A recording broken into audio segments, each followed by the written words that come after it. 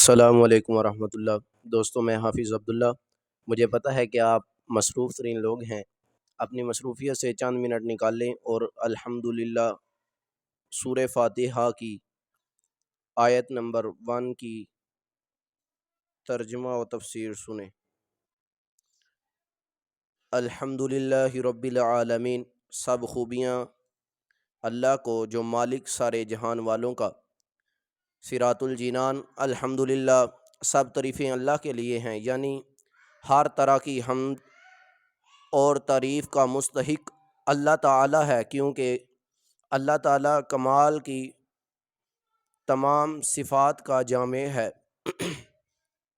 حمد اور شکر کی تعریف۔ حمد کا معنی ہے کسی کی اختیاری خوبیوں کی بنا پر اس کی تعریف کرنا، اور شکر کی تعریف یہ ہے کہ کسی کے احسان کے مقابلے میں زبان، دل یا اعضاء سے اس کی تعظیم کرنا۔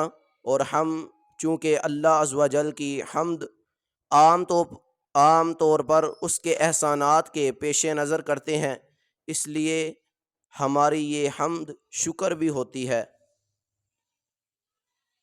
ویڈیو اچھی لگی ہو تو لائک کریں، کومنٹس کریں اور آگے شیئر کریں، چینل کو سبسکرائب کریں۔ السلام علیکم ورحمۃ اللہ۔